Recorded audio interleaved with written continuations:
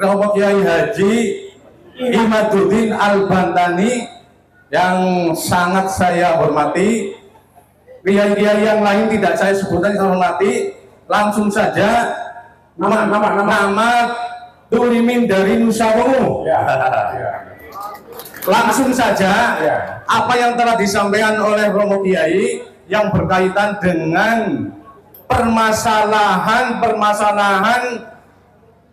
nasab yang ini menjadi permasalahan daripada warga Nahdlatul Ulama.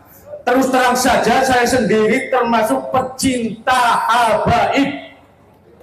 Sekali lagi saya ini termasuk pecinta habaib, pengamal rotibul hadad, pengamal rotibul atos dan lain-lain, termasuk pengamal pecinta-pecinta di mana ada sholawat insya Allah saya hadir. Kemudian saya sendiri juga termasuk warga NU Tulen, ya, warga NU Tulen dan tidak diragukan, boleh cek, boleh cek, mak sudah punya kartanu. Sementara itu permasalahan tesis jenengan itu berkaitan dengan nasab. Ini terus terang saya ini sebagai warga NU hatinya galau. Satu sisi sebagai warga NU, satu sisi sebagai pecinta habaib. Saya yakin teman-teman yang lain juga demikian, ada yang hatinya juga seperti saya galau. Maka dari itu, ya, permasalahan nasab ini sudah bertahun-tahun, terus terang saja sudah bertahun-tahun, tetapi tidak ada penyelesaian sampai hari kiamat. Kalau tidak ada yang menengahi, tidak akan selesai. Ini akan membingungkan warga NU. Terus terang saja, saya mohon satu, ya, ada solusi penyelesaiannya. Solusi penyelesaiannya supaya apa? Supaya tidak terjadi lagi saling menjelekan, saling gontok-gontokan. Versinya jenengan Kiai itu pasti menyalahkan daripada para habaib. Versinya habaib juga menyalahkan tesis jenengan, termasuk mengharamkan adanya tes DNA. Saya mohon setelah ini monggo jenengan, apalagi sebagai pengurus PW, ya, PW Banten, ya, itu ya. Jadi saya mohon dah supaya apa? Supaya nanti tidak kemana-mana. Yang penting warga NU adem, tetap mengamalkan rotibul hadad, tetap berjanji, tetap manakiban, tetap lihat-lihat lah pokoknya kayak gitu. Ya, terima kasih. Wassalamualaikum warahmatullahi wabarakatuh. Waalaikumsalam. Bagus. Jangan tangan kepada Al-Mukarram Bapak Kiai Imaduddin Al-Bantani. Yang pertama, pernahkah dari RA itu mengajak diskusi bersama dengan panjenengan? Dari RA langsung, bukan dari kroconya, ya. Dari RA langsung. Itu yang pertama.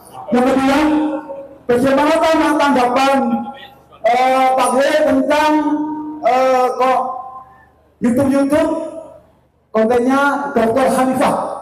Ya, hanya itu saja. Terima kasih. Assalamualaikum warahmatullahi wabarakatuh.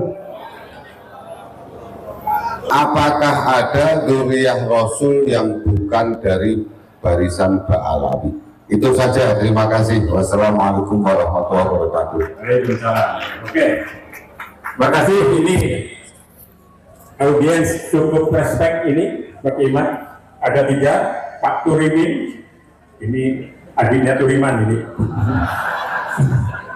Terus Ahmad Rosin dari Kebumen, dan yang terakhir ada pesan dari dalam yang baju putih tadi. Adakah dzurriyyah Rasul yang asli alias yang non Ba'alawi? Silakan monggo. Saya mulai dari yang terakhir. Dzurriyyah Nabi itu banyak marganya. Ada Al-Idrisi, ada Al-Maliki, kayak Sayyid Al-Maliki. Itu dzurriyyah Nabi asli. Al-Idrisi, dzurriyyah Nabi asli. Kemudian ada Al-Jailani, dzurriyyah Nabi asli. Ada Al-Hashimi di Mekah, dzurriyyah Nabi asli. ada Ar-Rassi di Yaman, zuriat Nabi asli, ada Al-Qattani di Mesir, zuriat Nabi asli. Jumlahnya ratusan. Ada Ibnu Jamil, ada Al-Qabiji, ada Az-Zaidi, ada Al-Khawsi, dan lain sebagainya. Salah satunya yang mengaku sebagai zuriat Nabi itu Ba'lawi. Tetapi sayang, Ba'lawi ini terkonfirmasi palsu, bukan zuriat Kanjeng Nabi Muhammad sallallahu alaihi wasallam. Kemudian Bapak Khazin Ba'lawi, jenggotnya jenggot Ba'lawi. Pertama, apakah pernah ada Rabita Alawiyah mengajak saya untuk berdiskusi? Tidak ada. Yang ada saya ngirim surat kepada Taufik Segaf untuk diskusi, tapi dia tidak mau. Saya sudah kirim surat kepada Rabita Alawiyah untuk berdebat dengan saya. Di Banten difasilitasi oleh Kuncen Sultan Banten untuk berdebat antara saya dan Rabita. Rabita tidak bersedia datang, yang akhirnya saya tidak datang. Karena apa? Rabitanya tidak mau. Di screenshot SMS-nya Rabita kepada saya oleh panitia, ini Rabitanya tidak akan datang dan tidak akan mengirim perwakilan. Itu. Jadi kemudian saya datang ke Pasuruan, difasilitasi oleh Kiai Ali Badri Masuri. Katanya mau diajak diskusi oleh Taufik Segaf, saya yang fasilitasi. Saya datang ke Pasuruan ke rumah Kiai Ali Badri, yang kata dia Taufik Segaf adalah teman dia. Akhirnya saya datang, tetapi Taufik Segaf, ketua Rabita Alawiyah, tidak mau. Kemudian yang kedua, pertanyaannya apa itu Ki Bang Khazin? YouTube Dr. Hanifah itu dokter palsu, tidak ada orangnya. Jadi akun fiktif, gambarnya cewek cantik, itu gambarnya orang Arab itu. Kemudian diambil, dikasih nama Dr. Hanifah, padahal orangnya tidak ada. Saya sudah cari mana nomor teleponnya untuk melayani tantangannya tentang 1,6 miliar. Jadi dia bikin narasi tentang pembelaannya kepada Ba'lawi, tetapi tidak bisa dihubungi. Kenapa tidak bisa dihubungi? Karena dia akun palsu. Orangnya tidak ada, fotonya foto palsu. Perempuan itu ininya, fotonya itu Hanifah itu foto perempuan cantik sekali. Kenapa saya semangat itu ingin berdebat dengan dia? Karena lihat fotonya. Mudah-mudahan saja fotonya sama dengan aslinya. Ternyata diketahui akunnya akun palsu, akun fiktif. Untuk yang pertama tadi Bapak Turimin, Solusinya tadi sebelum kesini dari jam 9 kurang lebih kami mengadakan diskusi, makanya suaranya habis begini. Karena semalam ceramah, kemarin ceramah sampai sore, hari ini ceramah juga diskusi. Tadi jam 9 sampai jam 12 itu belum selesai tadi, karena saya hati selalu kebayang Yai Wahid, ingin segera bertemu. Jadi lagi ngomong Kang Moki, saya cubitin terus. Diam, kita harus ke sana, ke Cilacap sekarang.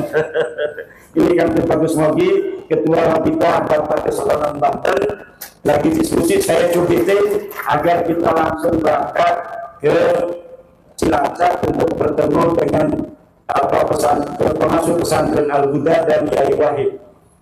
Apa topik diskusinya? Mencari solusi, sama dengan Bapak. Bagaimana solusi tentang masalah nasab ini? Apakah solusinya hanya menjadi kajian ijtihad seperti orang kunut tidak kunut, yang kunut silakan kunut, yang tidak kunut silakan tidak kunut? Apakah kajiannya adalah kajian maslahat? Dihitung maslahat dan mudaratnya orang-orang yang mengaku keturunan Nabi, bagi masyarakat umat Islam mudarat apa manfaat? Di dalam kajian itu kemudian ditemukan berbagai macam dinamika diskusi bahwa pengakuan orang sebagai keturunan Nabi ini berimplikasi sosial keagamaan dengan umat Islam. Karena umat Islam sangat mencintai Nabi besar Muhammad Sallallahu Alaihi Wasallam, terutama orang Jawa. Dari kecintaan mereka kepada baginda Nabi, ketika ada orang yang mengaku keturunan Nabi, maka mereka tumpahkan cinta itu kepada keturunan Nabi.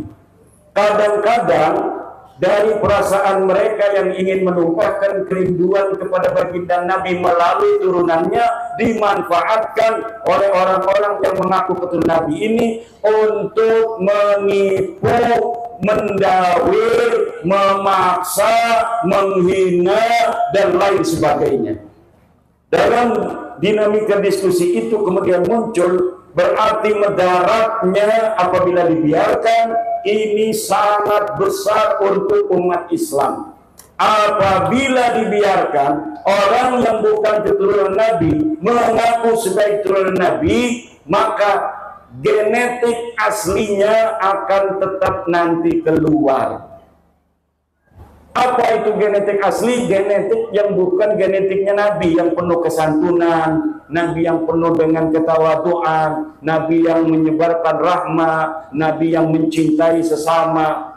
Sementara orang-orang palsu yang mengaku keturunan Nabi itu dalam setiap generasi akan tambah kesombongannya, karena memang mereka genetiknya bukan genetik Kanjeng Nabi. Kemudian mereka meyakini diri mereka sebagai keturunan Nabi, maka di situ ada sebuah gesekan antara pengakuan, keyakinan, dan realitas mereka yang sebenarnya bukan keturunan Nabi, yang nanti mereka akan menganggap orang lain sebagai orang yang rendah, mau merendahkan orang, mau mendawir, memaksa. Bahkan ada orang yang punya material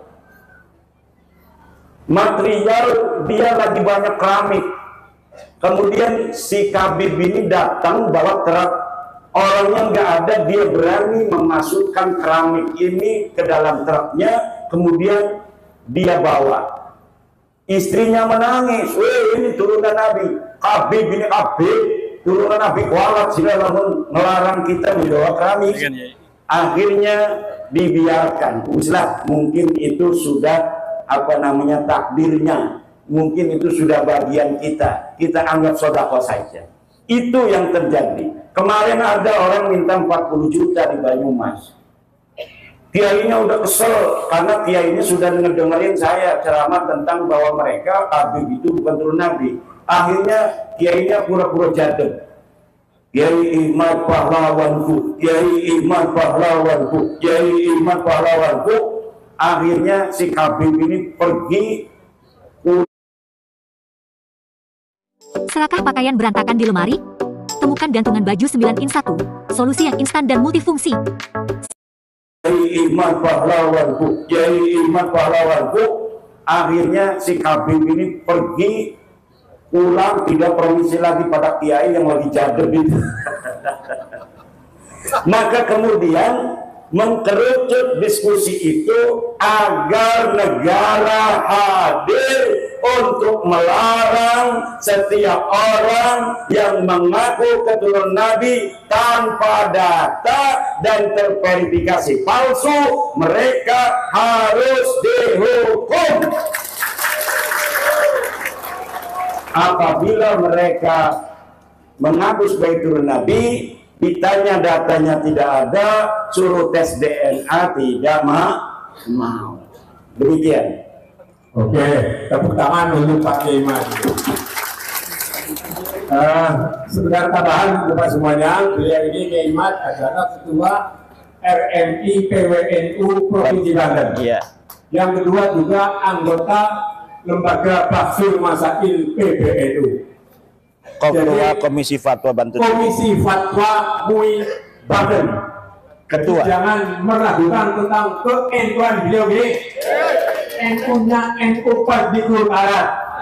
Beda kalau dengan NU sekarat. Dan saya sudah ikut dulu di Diklat Banser.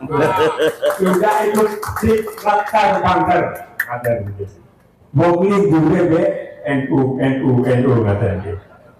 Masih ada Bapak Ibu ini? 3 lagi. 3 lagi ya. Sepakati 3 lagi saja. Waktu sudah sore. Tadi yang dekat yang. Cek. Assalamualaikum warahmatullahi wabarakatuh. Jadi dari balik. Ya, nggak apa-apa. Yang saya hormati Kiai Haji Imaduddin Usman Al-Bantani dan para kiai semuanya yang tidak bisa saya sebutkan satu persatu, yang saya hormati juga. Yang ingin saya tanyakan langsung saja, nama Imdadur Rahman. Ya, Musimdad. Dari Sidarja. Yang ingin saya tanyakan terkait dengan salah satu kitab nasab atau nggak salah, yaitu kitab Abnaul Imam. Itu kata yang saya dengar dari YouTube, itu dikarang di abad ke-4 atau ke-5, yang mencantumkan Ubaidillah, namun oleh Kiai Haji Imaduddin Usman itu tidak sahih, tidak bisa dijadikan dasar. Saya belum begitu jelas terkait kenapa kitab itu tidak bisa dijadikan dasar. Saya coba cari-cari di YouTube, tetap nggak paham-paham terkait itu, mohon dijelaskan. Itu pertanyaan satu. Yang satu lagi, ya kebetulan ada beberapa teman yang punya kiai seorang habib. Itu sikapnya bagaimana dia terhadap kiai tersebut? Apakah harus tetap berdasarkan husnuzon bahwa kiainya itu yang habib itu sebagai keturunan Rasul, ataukah harus berdasarkan keilmiahan? Kalau ini berdasarkan keilmiahan, berarti dia menyakiti hati habib tersebut. Ini sikap yang seperti ini bagaimana yang harus dimiliki oleh seorang tersebut yang diajar oleh habib tersebut. Itu terima kasih dari saya seperti itu. Terima kasih. Wassalamualaikum warahmatullahi wabarakatuh. Yang kedua yang dekat yang tadi mana? Ya ini monggo. Ya. Ya, jadi supaya nggak bingung. Tengah Pak. Nama dari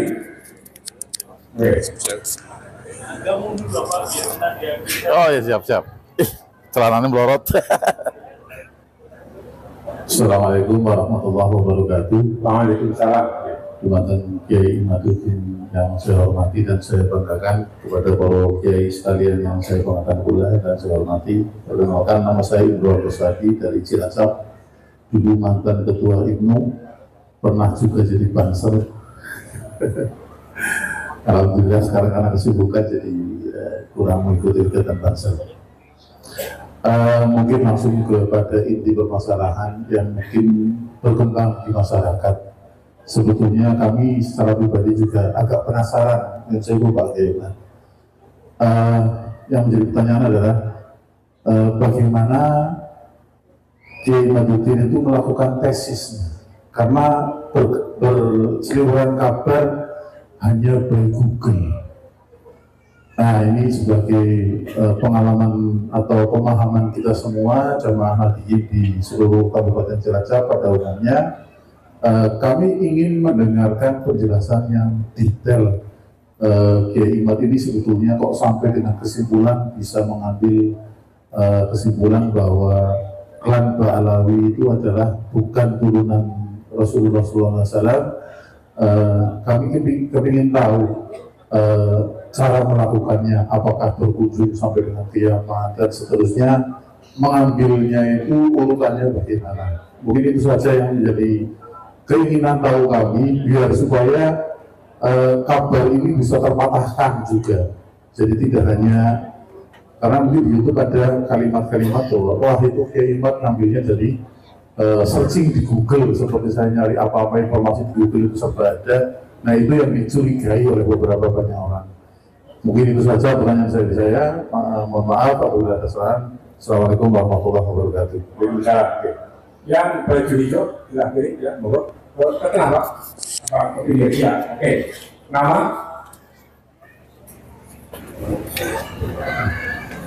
Cara pegang mic-nya coba itu.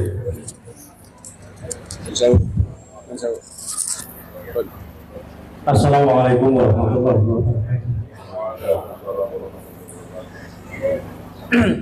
Parokia yang saya hormati, saya bernama Warsito dari Jati, Kecamatan Binangun. Yang pertama, ini saya mendapat WA dari saudara saya dari Lampung. Ini saya mendapat WA dari saudara saya dari Lampung. Bapak Kiai Mustafa Pusarbuni, mungkin jenenganipun sampun kenal ya. Niki titip salam buat Kiai Ramugi Imaduddin Usman.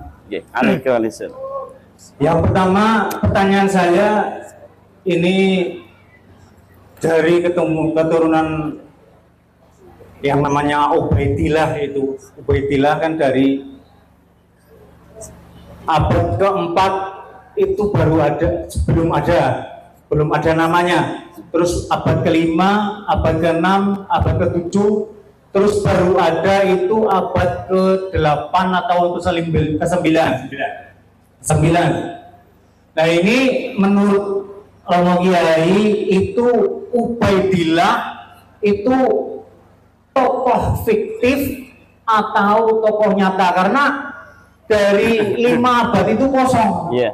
Nah, kalau di logika kosong kok jadi ada, padahal 500 tahun setelah nama Ubaidillah itu tidak ada menjadi salah satu dari keturunan Ahmad al-Muhajir itu. Ya, Ahmad al-Muhajir. Itu menurut Kiai itu nama fiktif atau tokoh fiktif atau tokoh nyata. Yang kedua, ini bagi kami para penikmat Rotibul Haddad,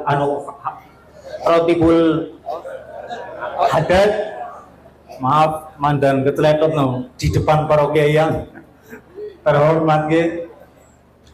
Para penikmat Rotibul Haddad itu kan samar-samar itu ada penemuan yang mengatakan bahwa ada kesamaan teks antara Muhammad Al-Haddad rotibnya dengan Syekh Ar-Rifai.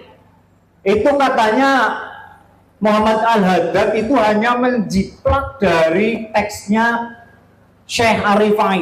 Itu menurut Kiai yang mana yang betul? Itu teksnya Rotibul Haddad itu ciptaan Kiai Syekh Ar-Rifai atau Muhammad Al-Haddad? Itu saja mungkin. Assalamualaikum warahmatullahi wabarakatuh. Waalaikumsalam. Terima kasih Bapak dan Ibu semuanya. Ada 3 lagi yang tanya dan konfirmasi. Ini sekedar informasi.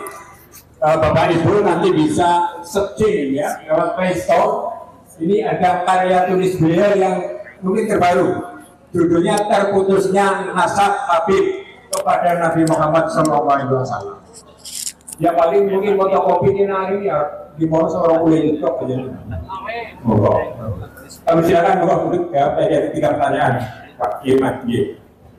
Ya, mengenai apakah penemuan kajian ilmiah itu dari Google.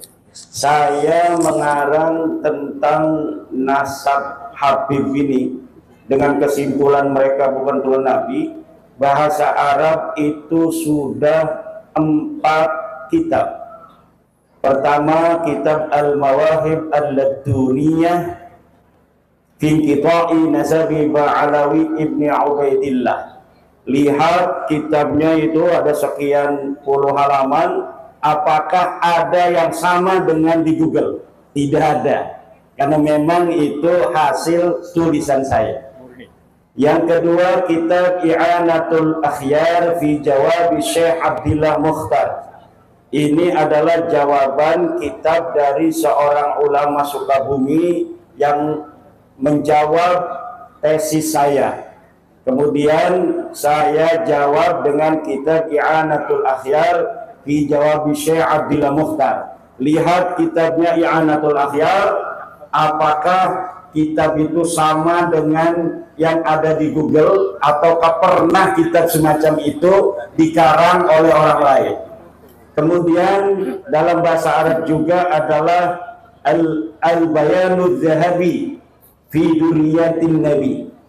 Lihat itu kitabnya, apakah kitab itu adalah kitab yang karya orang lain.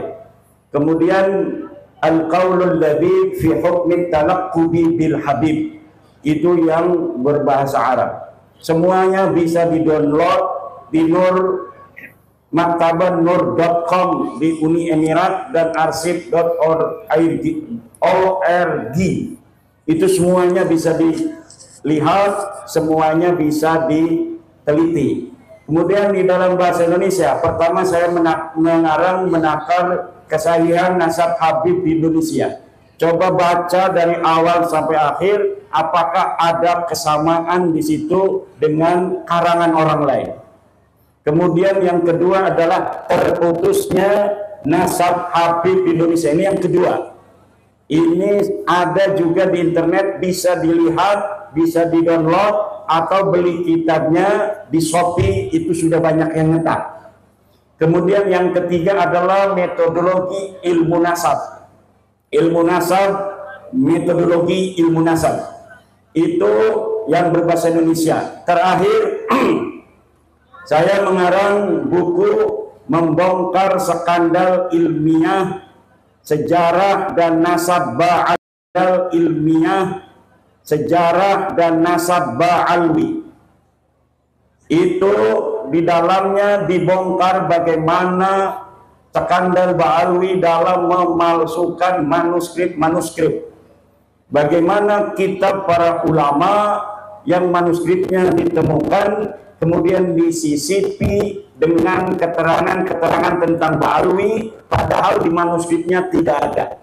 Itu silakan lihat, membongkar skandal ilmiah nasab dan sejarah Ba'alwi. Kemudian saya juga membuat kronik perjalanan ilmiah Imaduddin Usman. Itu bisa dibeli di Shopee, bisa dibeli juga di koperasi pondok pesantren saya, sebanyak 400 halaman. Kemudian di Jogja juga ada yang menerbitkan buku saya dengan disatukan. Kita buku menakar kesahihan nasab Habib, kemudian buku terputusnya nasab Habib, kemudian buku metodologi ilmu nasab, kemudian dua kitab berbahasa Arab. Itu disatukan dalam buku namanya Benarkah Habib Keturunan Nabi, atau Habib Keturunan Nabi Benarkah Tanda Tanya. Lihat di dalamnya dengan seksama, apakah karya saya itu hanya menjiplak karya orang lain, ataukah betul itu hasil kajian ilmiah. Kalau itu hanya dibilang dari Google, maka tidak akan bisa menjawab pertanyaan dari orang lain, dan tentunya Rabita Alawiyah akan mudah mematahkan. Tapi sudah 2 tahun tesis saya itu dipublikasikan, Rabita Alawiyah tidak bisa menjawab. Kenapa Rabita tidak bisa menjawab? Saya mengatakan mereka tidak mungkin bisa menjawab. Kenapa tidak mungkin bisa menjawab? Karena saya sudah mengetahui seyakin-yakinnya di abad 9 inilah mereka mulai memalsukan nasab mereka. Orang yang ada di abad keempat, silsilahnya itu diurut sedemikian rupa, ditambah nama-nama sesuai dengan keinginan mereka, sampai nyambung kepada turunan Nabi yang asli, namanya Ahmad bin Isa. Maka karena saya mengetahui mereka baru menciptakan nasab ini dari abad 9, tidak akan mungkin dapat ditemukan sebuah kitab di abad ke-5, ke-6, ke-7, ke-8 yang menyatakan mereka turun Nabi. Itu impossible. Kenapa impossible? Karena algoritma di abad 9, banyak kitab-kitab yang ada di abad 9, saya pelajari, saya teliti. Di situ terbongkar kebohongan-kebohongannya. Pertamanya, mereka itu bukan mengaku Ahmad bin Isa. Mereka mengakunya adalah Ubaid bin Aun bin Ubaid bin Isa bin Alwi bin Muhammad bin Aun bin Hinham bin Aun bin Musa al-Kadhim. Itu awalnya mereka mengakunya begitu. Kemudian karena di dalam kitab nasab Musa al-Kadhim tidak punya anak Aun, mereka rupanya melihat. Akhirnya mereka pindah jalur.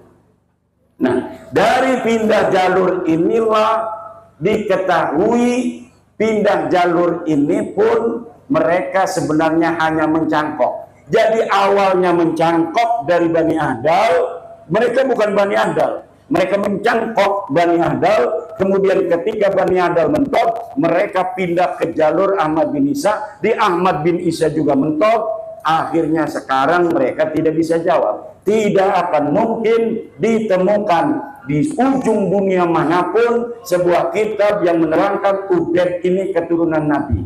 Tidak akan mungkin. Menurut algoritma penelitian yang saya geluti selama 2 tahun ini, tidak mungkin secara ilmu sejarah pun mustahil ini Baklawi keturunan Nabi secara ilmu sejarah, apalagi secara ilmu tes DNA. Sudah ketahuan haplogrupnya G, orang yang haplogrupnya G, jangankan dia keturunan Nabi Muhammad, wong Arab gadudu. Itu. Kemudian mengenai bagaimana itu prosesnya? Ya prosesnya itu tadi, yang pertama adalah menggunakan metodologi historis. Heuristik itu mengumpulkan seluruh kitab yang kira-kira berkaitan dengan nama-nama yang itu terkait dalam silsilah yang ada, yaitu keluarga Ahmad bin Isa. Setiap kitab nasab yang membahas Ahmad bin Isa kita jadikan sebagai sebuah referensi. Dalam referensi itu selama 550 tahun tidak ada sama sekali yang menyatakan Ahmad bin Isa ini mempunyai anak bernama Ubaid. Itu untuk Bapak. Kemudian Kitab Abnaul Imam. Kitab Abnaul Imam itu kitab yang dicetak oleh Yusuf Jamalul Lail yang baru 2 tahun meninggal. Kitab itu diatribusikan pada abad ke-5. Karya Ibnu Toba. Sebenarnya dia kitab abad ke-2, 199 Hijriah. Hanya mencatat anaknya Sayyidina Hasan, Sayyidina Husain yang ada di Mesir dan ada di Damaskus. Hanya mencatat anak-anaknya saja. Judulnya pun Abnaul Imam fi Misra wasyam al-Hasan wal Husain. Tahun 199 Hijriah ini Ubaid belum ada. Ubaidillah ini belum, karena dia wafat 383. Kitabnya dikarang 199 Hijriah. Tapi kemudian manuskrip ini ditambah-tambahi. Manuskrip yang menyatakan anak Sayyidina Hasan Sayyidina Husain ditulis Sayyidina Husain anaknya ini, anaknya ini, anaknya ini sampai ke Ubaidillah. Makanya itu yang ngerti dunia sejarah kayak Rumel Abbas tidak pernah menjadikan kitab Abnaul Imam sebagai dalil kepada saya. Dari mana saya mengetahuinya? Dari mukaddimahnya. Itu dalam mukaddimah kitab yang dicetak oleh Yusuf Jamalul Lail diakui bahwa kitab itu dikarang oleh orang yang ada di abad kemudian dia mengadakan tambah. Memiliki sampah plastik yang banyak dan sulit disemburkan? Kantong sampah plastik 45X 50 cm Poop Bag oleh orang yang ada di abad kedua, kemudian dia mengadakan tambahan-tambahan. Kebanyakan orang-orang yang kayak mudor tanggul itu langsung aja dikebet-kebet di tengah nyari nama Abdullah. Aduh, tidak baca mukaddimahnya. Di mukaddimahnya dikatakan itu tambahan-tambahan. Antara yang asli matanya dengan tambahannya syarah tidak dibedakan. Jadi kitab itu tidak bisa dijadikan dalil. Kenapa? Di dalam kaidah usul fiqih dikatakan ad-dalilu idza taraqahul ihtimal saqata bihil istidlal. Ad-dalilu idza taraqahul ihtimal saqata bihil istidlal. Kiai yang Habib. Bagaimana sikapnya? Kiai yang Habib, guru kita yang Habib, ya kita harus hormati dia ketika dia dinisbatkan kepada ilmu. Kita menghormatinya karena dia guru kita. Tapi kalau kita di dalam hatinya menghormatinya karena dia adalah turun Nabi, haram, dosa besar. Kenapa? Hukumnya dosa besar. Kita mengakui orang yang bukan turunan Nabi sebagai turunan Nabi. Dosa hukumnya. Kalau kita mau menghormati dia sebagai guru, itu menghormati dia sebagai guru kita itu lebih utama daripada menghormati orang karena nasabnya. Kenapa? Li'annal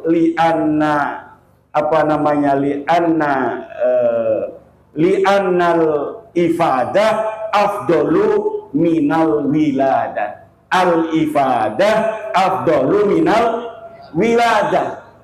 Orang tua yang mendidik kita, tidak melahirkan kita, itu lebih utama karena ilmunya daripada orang tua yang melahirkan kita di sisi Allah Subhanahu wa ta'ala. Nasab itu kalah mutlakon dengan ilmu.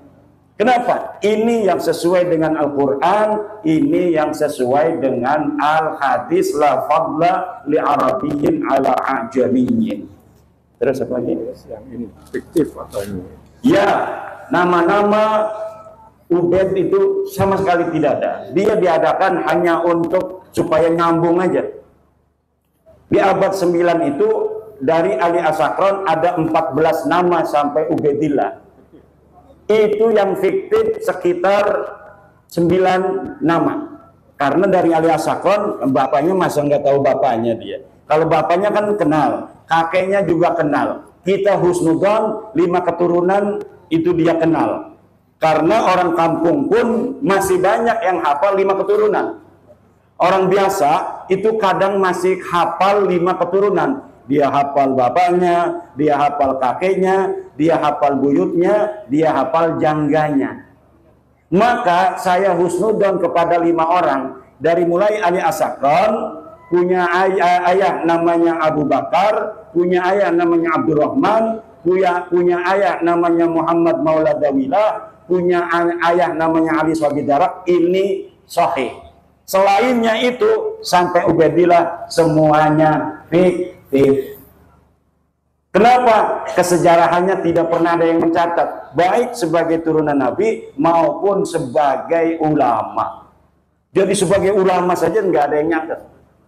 Jadi mereka hari ini mengatakan bahwa leluhurnya adalah mujtahid, ulama besar, waliullah, kutub, aqab, Mi'raj 70, itu tidak terverifikasi oleh kitab-kitab sejarah. Yang kedua, sampaikan salam kepada Kiai Mustafa Pusar Bumi Lampung. Itu teman saya waktu mondok di Kiai Hasuri bin Tahir, menantu dari Kiai Thohir Pelamunan. Jadi Kiai Thohir Pelamunan itu pondok pesantren salah satu yang tertua di Banten, punya menantu Kiai Haji Tubagus Hasuri bin Tahir. Saya mondok di situ 4 tahun, ketemu dengan Kiai Mustafa Pusar Bumi dari Lampung. Kiai yang lain ada yang nanya, kemana aja katanya sanadnya. Pertama saya kepada Kiai Haji Sanwani, Pondok Pesantren Ashabul Maimanah, murid daripada Abah Yai Sidik Cengkudu yang mondok kepada Syekh Nawawi At-Tanara Al-Bantani. Itu as-sanadul alid. Saya ke Yai Sanwani, ke Abu Yasidik, langsung kepada Syekh Nawawi At-Tanara Al-Bantani, hanya 4 orang saja. Gitu. Kemudian saya juga mondok kepada Syekh siapa namanya, Syekh Sanja bin Kasmin. Ini khusus kitab Alfiyah Ibnu Malik. Kemudian saya mondok kepada Syekh Mufti bin Asnawi. Ini masih saudara dari keluarga saya, sama-sama dari Syekh Ciliwulung.